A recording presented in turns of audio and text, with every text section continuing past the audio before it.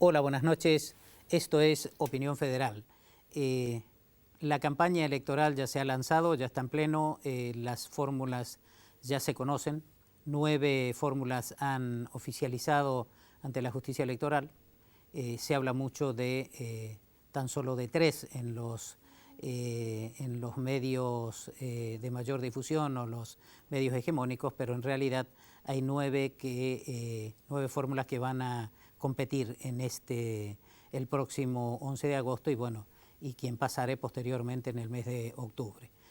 No obstante ello, eso no puede opacar de algún modo que el país sigue en una profunda crisis, más allá de esa suerte de veranito económico que el gobierno quiere mostrar y que de la mano del Fondo Monetario está tratando de toda forma de sostener una potencial reelección que a mi juicio lejos está de poder darse.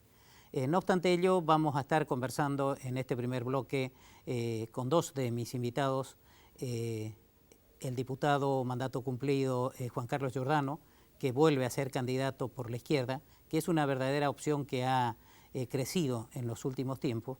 Con él estaremos hablando de política como corresponde, y con el ingeniero Carlos Lerner, que es decano de la Facultad de Ciencias Económicas de la Universidad Kennedy, que sabe mucho y seguramente nos podrá decir de esta alicaída educación en este país.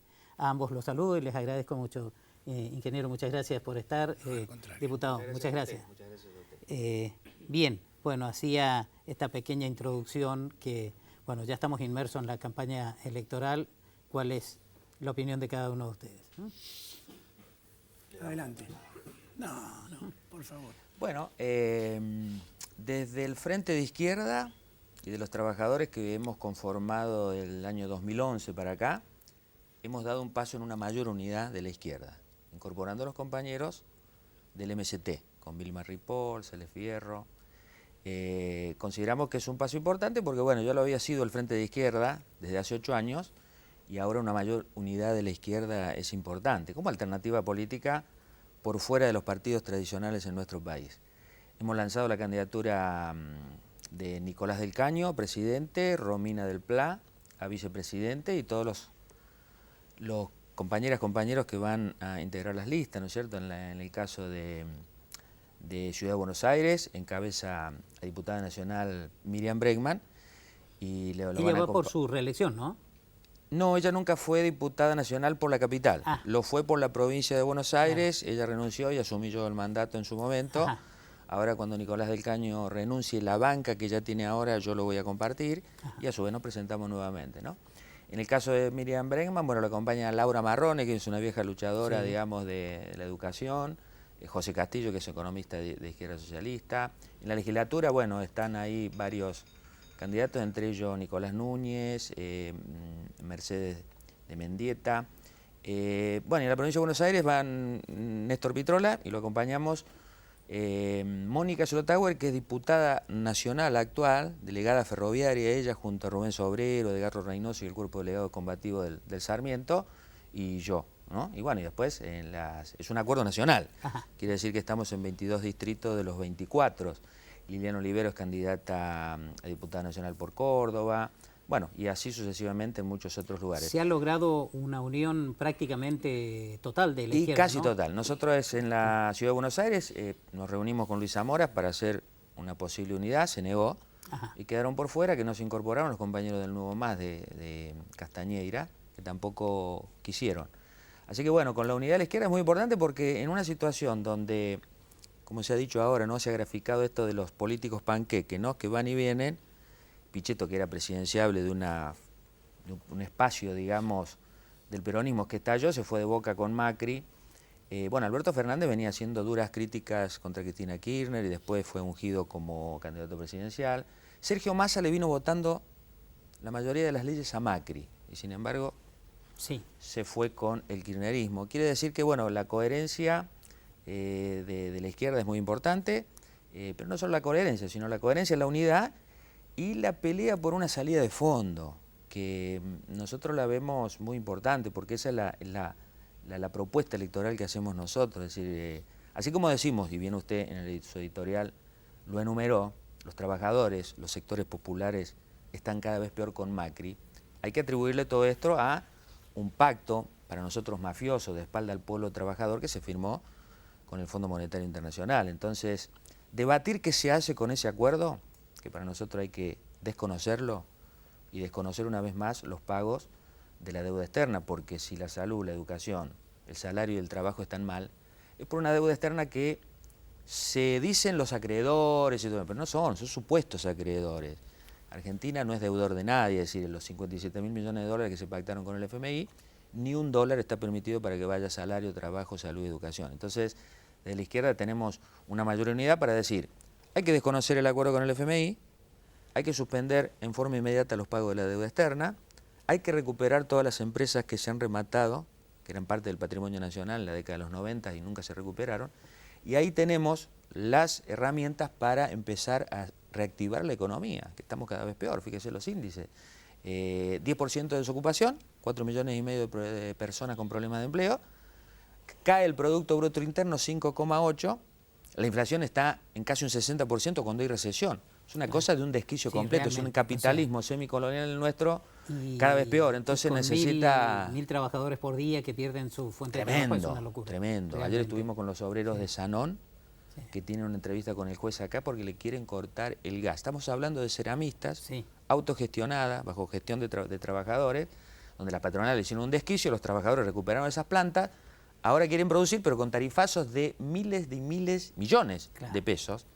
Y ahora un juez que dice que le quieren cortar el gas para producir en la tierra de Vaca Muerta, que se la está diciendo como que nos va a salvar Vaca Muerta. Bueno, Vaca Muerta, que tiene las reservas más grandes de gas y petróleo, los ceramistas de Sanón y todas las otras ceramistas de Neuquén no pueden trabajar porque le quieren cortar el gas. Bueno, una barbaridad. Entonces, ante eso hay que aplicar medidas de fondo y hay que atribuírselos a Macri y al Fondo Monetario Internacional el problema de la crisis. Sin duda.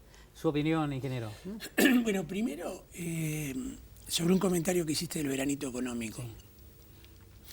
La realidad es que el gobierno intenta colocar, entre paréntesis o entre comillas, colocar esa idea de veranito por el solo hecho de que el dólar no solo está estable, sino que bajó, ¿no? Ayer cerró a 43 y pico. Cuando en realidad la economía real empeora mes a mes y la situación social también empeora mes a mes. Así que hay una idea cierta, correcta, de que si el dólar es estable, por la influencia que tiene permanentemente sobre los precios y la inflación, algún orden económico van a lograr. Pero no hay veranito económico. En todo caso, yo diría que las complicaciones avanzan. Creo que es uno de los factores centrales del fracaso de Macri.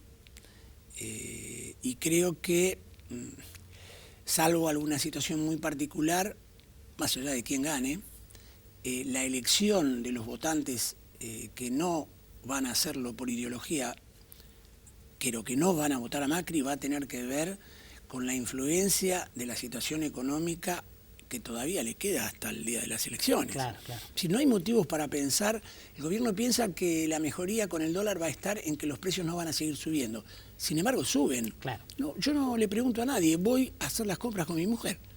Y los precios siguen subiendo, algunos más, otros poquito, pero cero, nada, las ofertas existen siempre, así que de eso no voy a hablar. Con lo cual, no hay veranito económico, todo lo contrario, los sueldos no alcanzan, nadie habla de actualización de nada, solo de precios, y entonces aparece en el diario que ahora se posterga el aumento del gas, todas esas cosas que sabemos que si no habría elecciones seguirían derecho, pero en tobogán. Claro, y en todo caso esta postergación es como usted bien decía, es postergación, o sea, terminado este proceso preelectoral seguramente habrán de tomar. Nos vamos a dar cuenta, si llegan a ganar nos vamos a dar cuenta de todas las cosas que habían postergado. Esa palabra me gustó, que postergaron y lo van a poner. Sí. Bueno, en cuanto al proceso eleccionario en sí, yo creo que tiene algunas características particulares.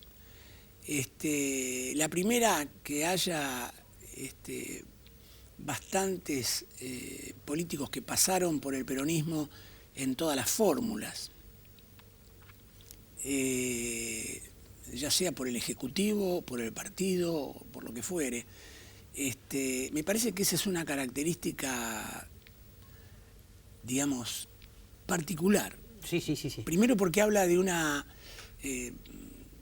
difuminación. El peronismo evidentemente trata de unirse, pero está claro que no logró la unión. O logró que algunos, que en todo caso este grupo de Massa, Urtubey, Chiaretti, etcétera, que vaya a saber de qué hablaba cuando estaban juntos, finalmente se separan de una manera muy particular, ¿no? Urtubey se va con Lavagna, Massa, como algunos presumían, va con Fernández y aparecen otros peronistas, sobre todo en situaciones provinciales, no quiero empezar a enumerarlos también. Yo diría, el peronismo está aparentemente más unido, pero está raro. Sí, incluso en el interior, en las provincias más pequeñas, se ha dado de manera más pronunciada esa unión, entiendo. O sea, Santa Fe, Entre Ríos. Sí, no son tan pequeñas. En Catamarca, sí. Barrio Nuevo va de candidato a gobernador, ¿o estoy equivocado? Sí, aparentemente sí. Bueno. Es decir, no estoy poniéndolo como ejemplo a Barrio Nuevo, porque la verdad que no es un ejemplo, pero simplemente como dato, ¿no? De repente, bueno, con lo cual me parece que vamos a tener, yo creo que una primera vuelta muy especial.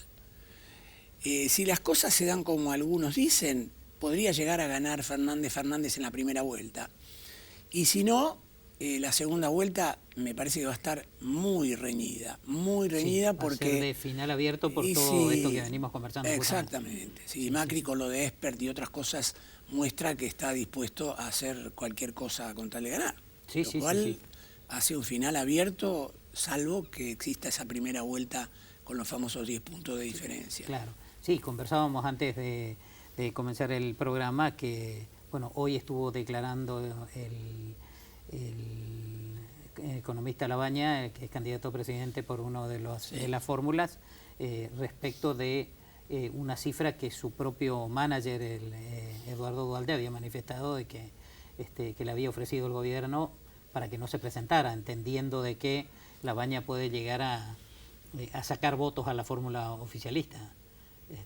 Ahora, ¿cómo se sale de esto cuando hay 7 millones y pico de desocupados, cuando hay cuando es 14.300 pesos el nivel de ingreso para no ser indigente, cuando la jubilación mínima es 11.000 pesos? O sea, han puesto al 80% de los ancianos o de los jubilados en la línea por debajo de la indigencia, ¿no? A ver, primero, nadie puede pensar que se sale de un día para otro. No, eso obviamente. Pero tampoco nadie puede pensar que no hay salida o que va a tardar 10 años. Yo creo que hay que recuperar, lo primero que hay que hacer es recuperar el mercado interno. Lo segundo es estas tasas que están impuestas por el central. Hacen imposible que una pyme funcione. ¿Cómo hace una pyme para pagar, ir a un banco, a una cueva, para pagar lo que...? No hay manera, no hay negocio que rinda. Con lo cual, las dos condiciones fundamentales terminan siendo crédito, porque indirectamente lo que estoy hablando es de crédito. Claro, para reactivar justamente la producción. Es cierto que el gobierno puso una cantidad de millones de pesos al 29, si mal no recuerdo. Igualmente no es una cantidad exorbitante, pero obviamente que se la chuparon rápidamente porque la necesidad, como está la situación, es muy alta. Pero yo creo que el mercado interno, recuperarlo, no es tan complicado. Lógico que para eso hay que tomar medidas que en general a algunos miembros de este gobierno los van a poner muy nerviosos, porque hay que cerrar un poquito la compuerta de ingreso de mano de obra extranjera. No estoy hablando de inmigrantes, no estoy hablando de productos terminados. Y segundo, bajar la tasa. Claro, tampoco bajar la tasa es el nuevo presidente del Banco Central anuncia que, pero la tasa empieza cuando el Estado le paga a un banco 57, no importa cuánto, 60, lo que les guste, por ciento porque ponga la plata. Si el banco le da la plata al gobierno al 60%, cuando vos o yo le vamos a pedir un préstamo para comprarnos un televisor, ¿cuánto nos va a cobrar? Tienen que revender ese dinero a... 90, Sí. 85, 100. Sí, hay tasas que superan, así la economía no que superan funciona largamente incluso jamás. el 100% anual, que es una locura. Sí. No, que es el gran interrogante. Sí. Una cosa es, al cierre de las listas, quién va de un lado y otro, este pase que ha habido entre distintas listas y demás. Y otra cosa es la pregunta, ¿qué van a hacer en el caso de ganar? Inclusive ya hay que ponerse en el supuesto en el caso de que gane la fórmula Alberto Fernández y Cristina Kirchner, porque eso es lo que dicen las encuestas. Nosotros hacemos una alerta sobre ese tema, porque esta semana ya anunció Alberto Fernández se va a reunir con el Fondo Monetario. Ya se había reunido en su momento Kicillof, ya lo había hecho Labaña y demás. Y el propio Alberto Fernández reconoce que es una deuda, la del Fondo Monetario Internacional, que fue prestada a Argentina para salvar a los especuladores y para que Argentina no entre en default, es decir, siga pagando la deuda externa que viene de antes y no entre en una crisis mayor. Ahora, si eso es así, y es así, que la plata, los 57, estamos hablando de una cifra muy abultada. Muy abultada, sí, 57.100 millones de dólares que fueron a la especulación financiera, fue para cubrir el hueco de la fuga de capitales y a su vez para que Argentina siga pagando la deuda externa, quiere decir que de esa plata el pueblo trabajador no vio ni un peso. Por eso sigue la recesión. Claro. ¿No? Entonces, la pregunta es por qué el pueblo trabajador tiene que reconocer una deuda que fue pactada a espalda del pueblo trabajador. Porque si usted recuerda cómo fue el anuncio de Macri, estábamos bárbaros y de repente apareció una conferencia de prensa y dijo, hemos llegado hasta acá, vamos al Fondo Monetario Internacional. Sí, sí, sí. Para cubrir una corrida de dólares de 15.000 millones de dólares, a tal punto que se fueron gastando toda esa plata en eso y ahora hay que pagarlo en los próximos años. Ahora, en los próximos años son 150.000 millones de dólares y la fuga de capitales son de 30.000 millones de dólares por año. Esa plata, ¿tienen que llevársela a los usureros internacionales o tiene que ir a reactivar la economía, el consumo interno, aumento de salario y de jubilaciones? Claro, Esa es el gran interrogante. Entonces, Claro. ¿cuál es el problema? Que Alberto Fernández y Cristina Kirchner están haciendo toda una campaña, le está alcanzando con el voto esperanza, porque ellos dicen, bueno, para recuperar la esperanza. El problema es, llegado al gobierno, ¿qué medidas se van a tomar? Para nosotros hay que tomar medidas soberanas en defensa del pueblo trabajador, de los sectores populares, de reactivación de la economía, y eso no se puede hacer de la mano del Fondo Monetario, porque hoy Haití está sublevado por una aplicación de un ajuste del FMI, Nicaragua estuvo sublevado por un ajuste del Fondo Monetario Internacional, Grecia está condenado a un ajuste infinito hasta el 2042. Y así cualquier país que ha tocado al FMI, el FMI no hizo esto erróneamente con Macri. No, yo creo que es un formato. Ahora, claro. Tratando de entender las expresiones de Alberto Fernández, yo lo he escuchado también, entiendo que están en juego dos cosas en particular. O sea, lo ha dicho con absoluta claridad de que se va a pagar, pero no con el hambre del pueblo. Y por otra parte, tengo entendido que, o sea, y no puedo desconocer por mi formación técnica, de que debe haber seguridad jurídica en todo tipo de contrato. O sea, por lo tanto, si bien se endeuda de una manera poco clara, rayano con lo ilícito el actual gobierno, quien asume la responsabilidad es el país. O sea, entonces, quien administra tiene su continuidad.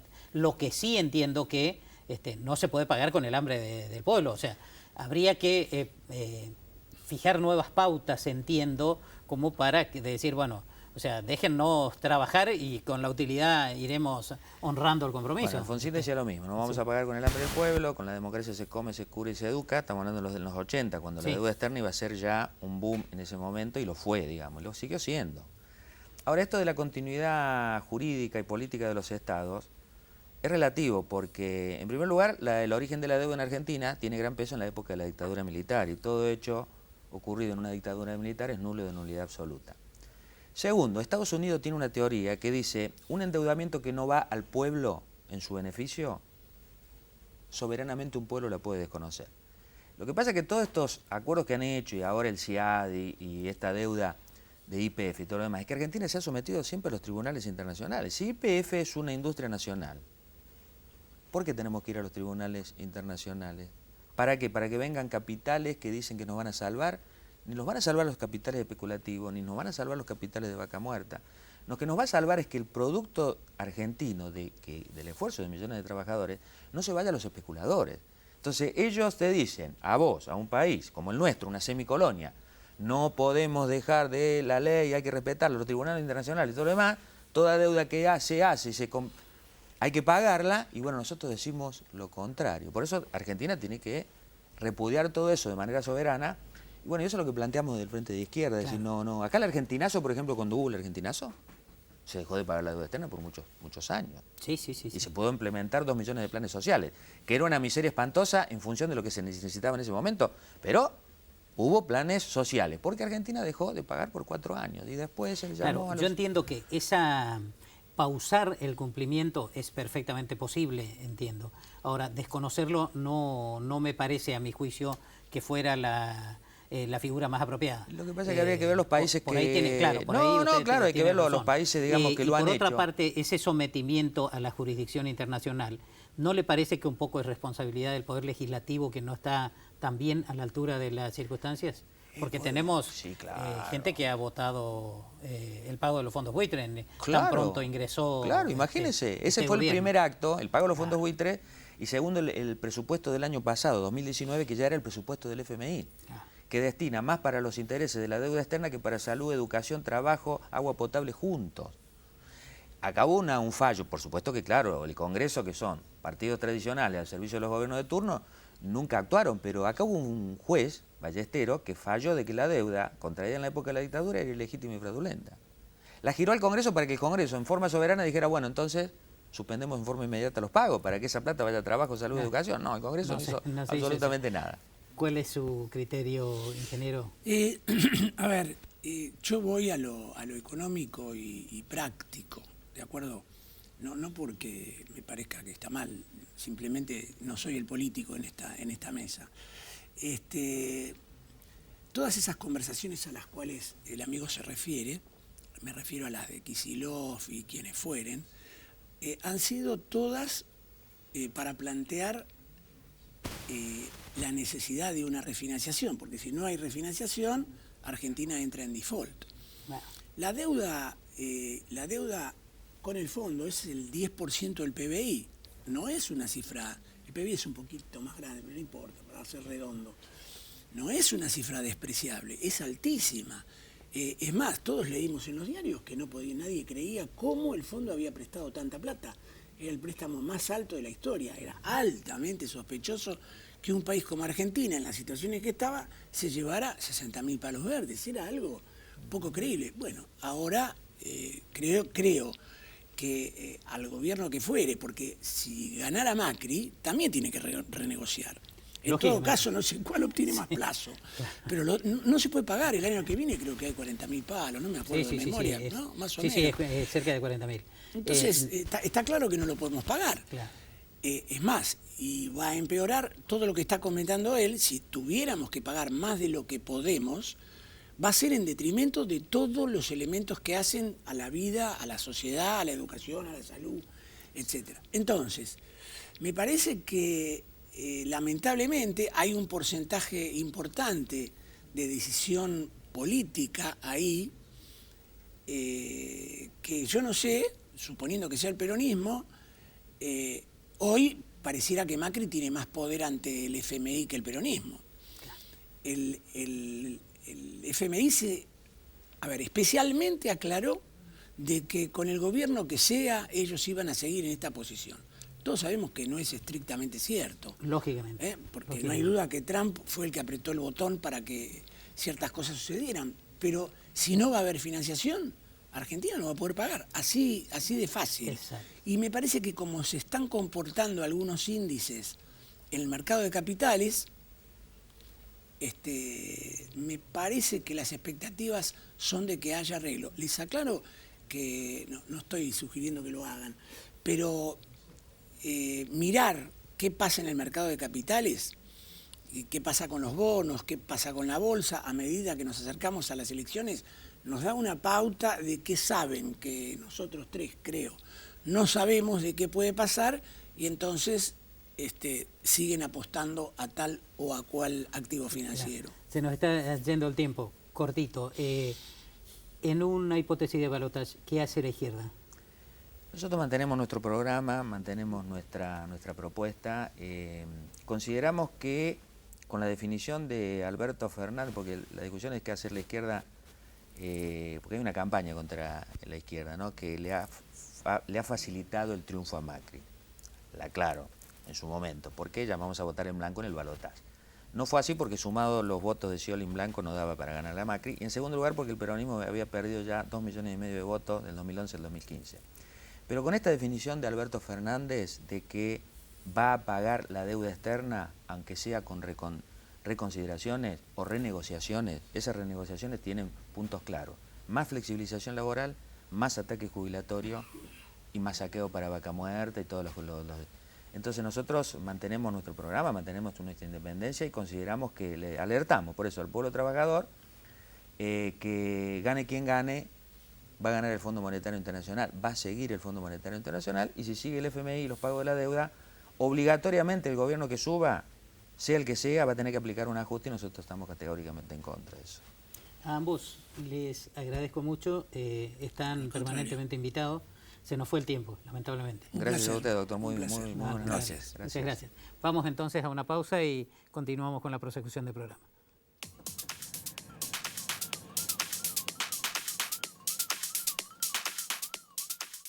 Hay hombres y mujeres que eligen las profesiones más peligrosas del mundo y a la hora de pensar en sus familias, nos eligen sin dudarlo. Sabemos cómo cuidarlos, sabemos cómo cuidarte. Obra Social Patrones de Cabotaje, más de 50 años marcando el rumbo en salud.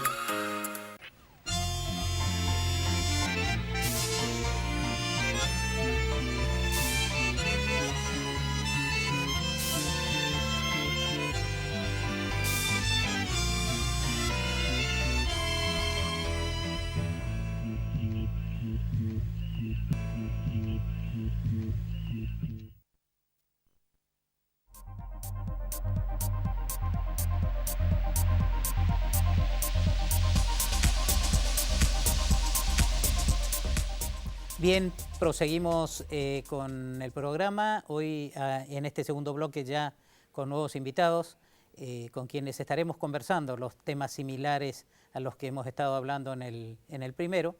Les voy a presentar el diputado o candidato a diputado Alejandro Bodart, y exdiputado mandato cumplido, ¿no? Del MTS estuvo MST. Y el doctor Alberto Silver, un querido colega, abogado, un hombre muy activo y defensor de la justicia. Es así, ¿no? Que no es un tema menor en este país. Que no es un tema menor en este país. ¿Qué hacemos al propósito con este Poder Judicial en una crisis tan profunda, Alberto? Mira, sobre el particular, cada vez que alguien me invoca a la justicia me veo en la necesidad de hacer una aclaración, a decirle a la persona que me menciona eso, decirle, seguramente usted no se refiere a la justicia, sino al Poder Judicial. Y entre un concepto y otra realidad hay una diferencia enorme, porque la gente tiene una idea de lo que para ella significa la justicia. Porque la justicia es un ideal, algo que significa un camino que uno emprende, pero que no tiene fin. En cambio, el Poder Judicial es otra cosa. Y esto hay que tenerlo muy en cuenta. Recién fuera de micrófono estábamos charlando sobre el particular, situaciones verdaderamente desastrosas como la justicia laboral en la ciudad de Buenos Aires, juzgados que tardan 1000 años en impulsar trámites, que ahora que está informatizado deberían ser mucho más rápidos, mucho más acelerados. Carteles donde se disculpan los funcionarios y los empleados. Nosotros no tenemos la culpa del estado en que se encuentra la justicia laboral. Ahora, para redondear un poco la idea, pensemos que en este caso, cuando se habla de Poder Judicial, y para la gente de la justicia, se piensa en Comodoro Pi. Pero el Poder Judicial es otra cosa. Es otra cosa, sí. Es un universo que abarca muchísimos tópicos que la gente no percibe porque tampoco participa. Claro, ¿No es más cierto? allá de que Comodoro Pi sea por lo actuado y que no es con éxito más precisamente, se ha convertido como en el emblema del Poder Judicial, ¿no es Claro, cierto? porque es parte de la política. Sí, sí. Y digan lo que digan, desde adentro o desde afuera, es parte de la política. El otro día lo escuchaba justamente a Alberto Asif, que manifestaba con mucha claridad, decía, Bonadío es un jefe de campaña con mucho más virtuosidad que Sanz, porque realmente juega, se lo ve jugar a la política más que a ese precepto que vos manifestabas de hacer justicia. ¿Cuál es tu criterio en eso Yo creo que del hace poder falta político una- se inmiscuye en el Poder Judicial? Bueno, creo que hay que hacer una reforma profunda del sistema judicial para que precisamente a los jueces, a los fiscales, no los elija el poder político y los saque el poder político, porque si uno los pone y los saca, obviamente hay una relación de dependencia muy grande. Por eso el Poder Judicial en general siempre es oficialista del poder de turno. Lo sumo puede ir para atrás, pero nunca actúa sobre el poder. Yo creo que hace falta una reforma muy fuerte. Para mí hay que elegir los jueces y los fiscales por voto popular, tenemos que empoderar al pueblo, tienen que ser no vitalicios, sino que tienen que cumplir un mandato como cumple un diputado, como cumple un presidente. Tiene que haber revocatoria frente a fallos escandalosos que puedan llevar a creer de que en general no se está haciendo justicia, sino que hay algo detrás. O sea, tienen que ser seres humanos como cualquiera y donde el pueblo pueda actuar. Hay que instaurar los juicios por jurados nacionalmente y para todo, no solo en casos puntuales. Creo que hace falta una reforma muy integral para quitar precisamente a la casta política el poder de determinar qué juez es el que está hoy, mañana, etcétera, etcétera. ¿Qué es lo que pasa? Bueno, mi experiencia como diputado ha sido esa. Las sesiones que duran hasta las 5 de la mañana son precisamente el toma y daca para ver, dame un juez, dame un fiscal, dame esto, dame aquello. Y bueno, y así termina. ¿A quién va a quién le va a hacer caso un juez si no es al que lo pone o al que lo puede sacar? Por eso el tema de la independencia de poderes en este sistema es completamente falso. Así que creo que hay que entrar a debatir estas cosas. Ahora, el tema de los fallos por jurado, ¿cuál es tu criterio, Alberto? No, yo coincido con lo que dice Alejandro. Es una materia que nunca se rinde, Sí. políticamente hablando, pero ¿cuándo lo estableció la Constitución? Me exime de todo comentario eso. Sigue pasando el tiempo, pasan los siglos. Sí, los siglos. Sí. Entonces no hay nada más que, digamos, respaldar e ir implementando esto que es una manda constitucional.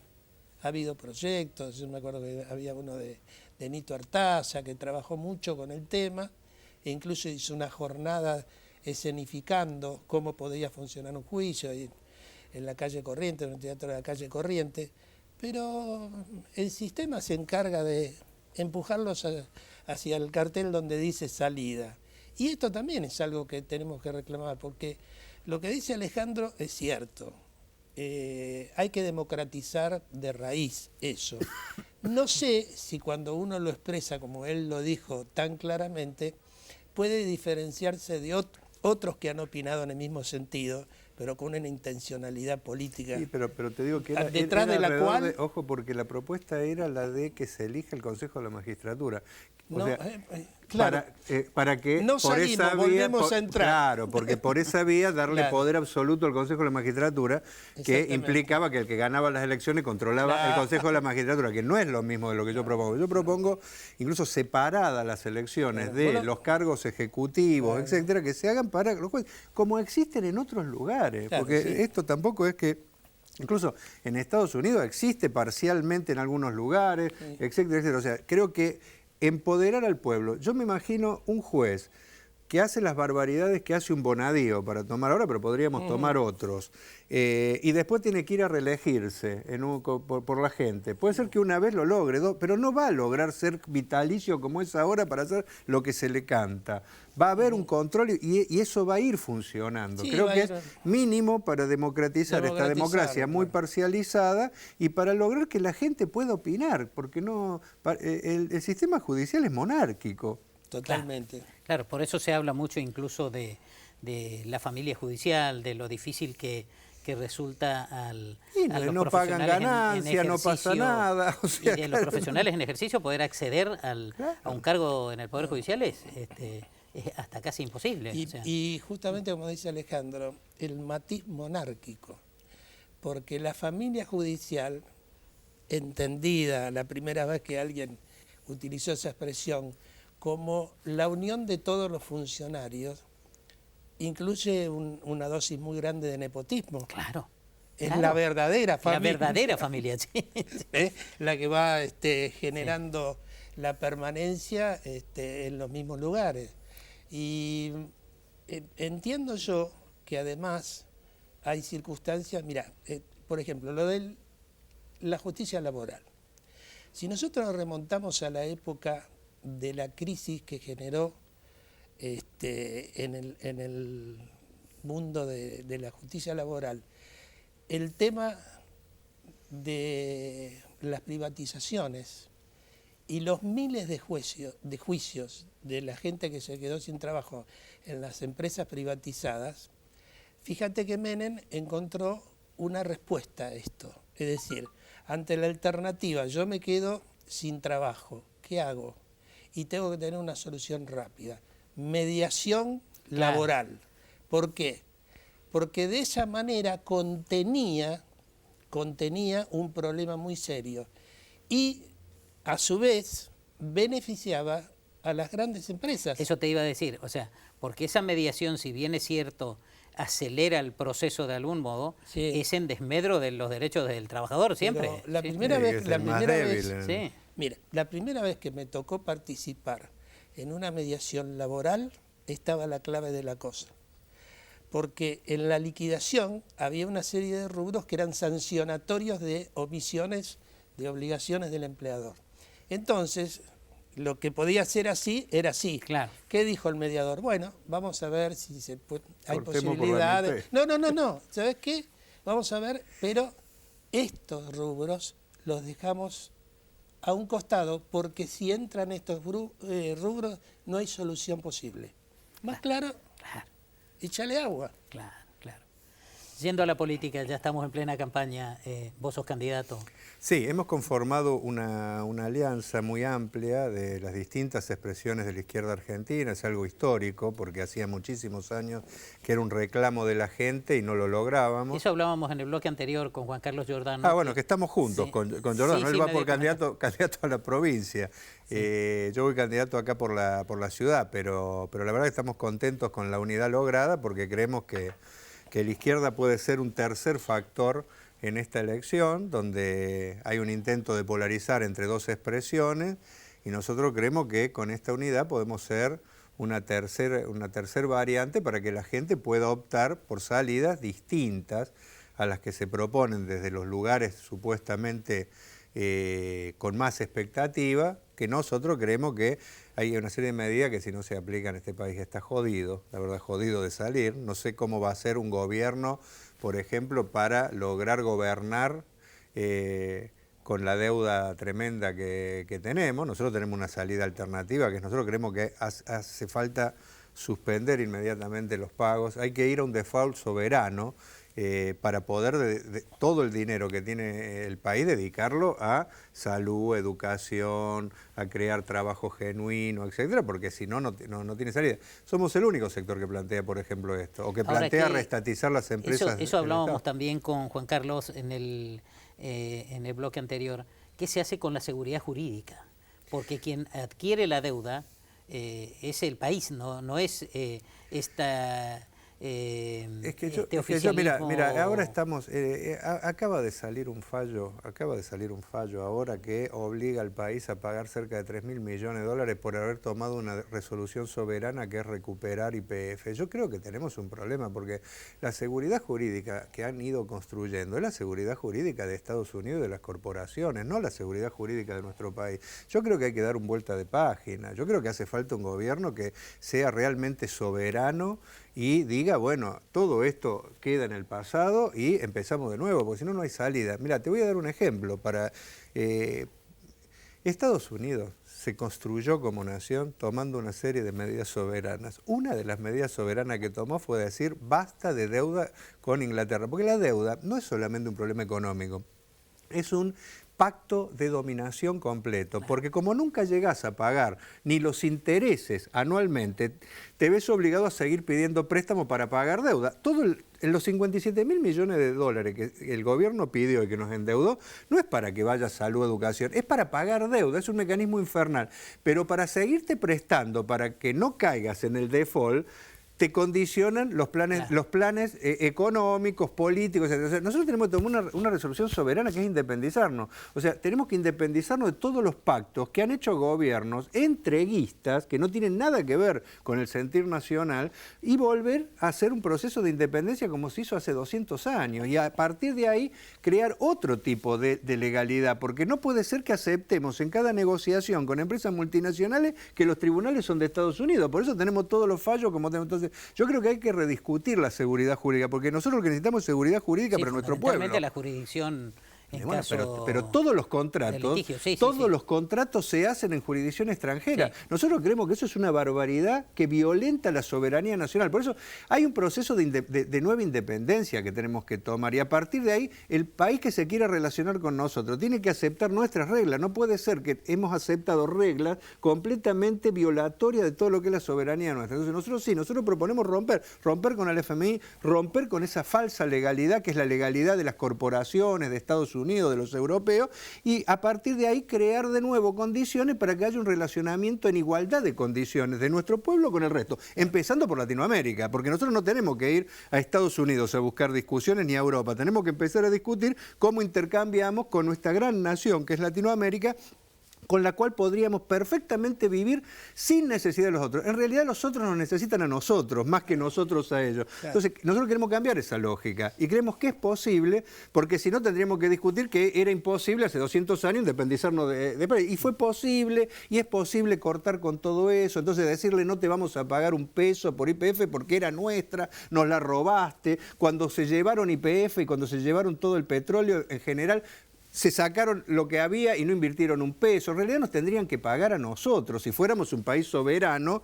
realmente, o sea, está en deuda, Estados Unidos está en deuda con nosotros, los grandes bancos están en deuda con nosotros, las corporaciones están en deuda con el país porque se han llevado, lo han saqueado. Entonces, nosotros queremos decir, basta. Bueno, es una propuesta soberana que la izquierda levanta y que le dice a la sociedad, sin estas medidas, sin dejar de pagar la deuda, sin reestatizar las empresas fundamentales que somos uno de los pocos países del mundo que ha regalado, sin tener una política para cortar con la especulación financiera y los bancos que se han llevado y escandalosamente ganan mientras el pueblo se empobrece. Sin esa medida no hay salida para el país. Y se va a ver con el próximo gobierno, porque si no es la izquierda la que gobierna, venga cualquiera de las propuestas, como todos han dicho que van a seguir con el FMI, el país se va a hundir en una nueva crisis. Estamos, o sea, a un año del próximo gobierno volvemos a discutir una crisis de magnitud acá y se van a acordar mucho de lo que decía la izquierda, de que no hay salida sin tomar estas medidas que nosotros proponemos. ¿Cuál es tu criterio? No, quería apuntar sobre el manejo de esta noción que también se trató en el otro bloque, que es la necesidad de garantizar que haya seguridad jurídica. Lo que acaba de decir Alejandro, yo lo comparto básicamente, porque en realidad es la seguridad jurídica de los acreedores. Es hora de que en el país se planteen las ideas que tiendan a revertir ese concepto que tiene una sola cara, la cara del acreedor. Claro. Entonces, además, ¿qué seguridad jurídica podés tener vos si el contrato, y esto lo que interesa para definir el concepto central que lo sostiene, es un contrato de adhesión? que para la jerga popular son los famosos contratos leoninos. Exacto. Esto te exime de todo comentario. Son contratos leoninos, sabés que estás en un mundo capitalista hoy, prácticamente sin opciones, del lado de poder visualizar proyectos y realidades de izquierda, pero esto no significa que un país pierda la soberanía. Yo en la época de Carlos Menem decía, bueno, soberanía política en este contexto mundial, una de las 3 banderas. Bueno, lo dejamos pasar. Independencia económica no, el mundo está interdesarrollado, todos dependen de todos, algunos dependen más. Claro. Pero yo preguntaba, ¿y la justicia social dónde está? Esto tenemos que volver sobre este tema. Yo creo que ese es un punto, tenemos que volver sobre este tema. Es importante para que la ciudadanía, el tema de este tema si estamos atados o no a una legalidad que se fue construyendo y que ha sido muy mala para el pueblo, porque todos tenemos que discutir. Yo vuelvo a un ejemplo que festejamos todos los años, nos ponemos escarapelas, todo el mundo dice qué bueno el proceso de independencia, porque nadie llora la independencia argentina. Y sin embargo, ¿qué fue la independencia argentina? Fue romper con la legalidad del imperio. Fue hacer nuestra propia legalidad, porque en aquel momento teníamos pactos que nos ataban completamente y se decían argumentos similares a lo que se dicen hoy. No se puede romper con la corona, tenemos pactos, nos han ayudado. La madre patria. La madre patria. Y sin embargo se tomó la decisión y hoy la festejamos. Bueno, yo trabajo para que festejemos de nuevo, porque es la única forma de que nuestro pueblo no pase hambre. Porque la seguridad jurídica que se ha ido construyendo es para que todo lo que produce nuestro país se lo lleven las corporaciones y se lo lleven las potencias extranjeras, mientras tenemos el 50% de nuestros niños debajo del nivel de pobreza, mientras crece todos los días la marginación, el desempleo, se habla del 10% terrible, sí, formal, pero bueno, podríamos hablar que hay un 35% de gente que no tiene un trabajo como la gente. O sea, esa es la seguridad. O sea, yo creo que hay que reconstruir. Hace días atrás que justamente leía en algún medio 1.000 trabajadores pierden su empleo por día. Bueno, o sea, es que es una locura. A esto nos está llevando este tipo de cuestiones, porque esto es por pagar la deuda, porque todo el dinero se recauda para pagar intereses e intereses. O sea, no podemos seguir así, a menos que aceptemos mansamente ser una colonia ya directamente. Entonces, yo creo que hace falta levantar cabeza. Yo sé que esta propuesta, mucha gente dice, bueno, pero habría que movilizar. Y sí, bueno, no hay salida. Nadie nos va a regalar nada como pueblo, ¿eh? Si no peleamos por tener un futuro para nuestros hijos y para todo, y eso es tomar medidas de fondo, lamentablemente cada vez vamos a estar peor, hasta que en un momento se va a decir basta, porque yo creo en nuestro pueblo, así como se levantó en el 2001 y dijo basta, yo creo que vamos camino a otro tipo de proceso muy parecido, porque llega un momento que la gente, no va a decir, hoy veía en un programa, por ejemplo, que detuvieron a un pibe porque se quiso robar 3 milanesas. Sí. Bueno, pero estamos llegando a eso, o sea, yo creo que no podemos permitir esto en nuestro país, entonces tenemos que tener lo que hay que tener para tomar determinadas medidas. Claro. A ambos, un minuto nos queda para cada uno. ¿Qué opinión les merece este salto de diversos candidatos? ¿Se está cumpliendo un poco lo que decía el general Perón, que todos somos peronistas, porque al final en todas las fórmulas hay un peronista? Pero yo creo que el verdadero peronismo brilla por su ausencia. El hecho de que se pueda utilizar esa frase para explicar determinados saltos, que para mí tienen más que ver con el canguro australiano que con otra cosa, y que hacen al nivel de esa obsesión por el poder que tienen los políticos. Un pequeño poder, el poder personal, el poder dentro de un contexto, pero poder al fin. Yo creo que recelo totalmente de eso. Primero porque el que es peronista, por eso puse el ejemplo recién de la justicia social. Si alguna bandera tiene que quedar siempre flameando cuando se invoca el peronismo, es el de la justicia social, que hace mucho que falta en este país. Le quiero agregar a lo que decía Alejandro. Fíjate que hay un ejemplo insólito, pero valioso al fin. ¿Quién se plantó ante las exigencias relativas a la deuda de Italia de la Unión Europea y su núcleo financiero? un gobierno de derecha. Matteo Salvini les dijo, yo no voy a aceptar este plan de refinanciación y voy a poner como prioridad el bienestar de la sociedad española, por encima de cualquier... Italiana, perdón. Por encima de cualquier exigencia financiera, venga de donde venga. Bueno, ese es un acto de soberanía y en beneficio del pueblo. En esas 4 fórmulas, 3 o 4 fórmulas donde aparecen peronistas, ¿cuál es a tu criterio? Yo realmente no creo en ninguna de las dos. De las 2 principales no creo en ninguna de las 2. ¿Vos, Alejandro? Frente de Izquierda y los Trabajadores Unidad. La unidad del FIT, que son varios partidos, con el MST, creo que es la opción alternativa. No tenemos ningún panqueque. Con nosotros la gente tiene que tener claridad que vamos a hacer lo que decimos, no nos cambiamos de bando de un lado para el otro, tenemos coherencia y creemos que levantamos el único programa de salida de esta crisis. Así que bueno, no me voy a referir a las otras fórmulas, creo que el hecho de que uno pueda ser candidato de uno, del otro, muestra que no son muy distintos y por eso creo que la alternativa viene por izquierda esta vez. A ambos les agradezco mucho. Gracias a vos. Gracias se nos a ha vos, ido el tiempo.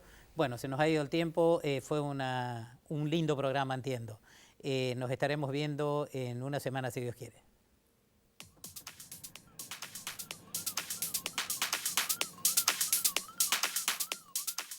Hay hombres y mujeres que eligen las profesiones más peligrosas del mundo y a la hora de pensar en sus familias nos eligen sin dudarlo. Sabemos cómo cuidarlos, sabemos cómo cuidarte. Obra Social Patrones de Cabotaje, más de 50 años marcando el rumbo en salud.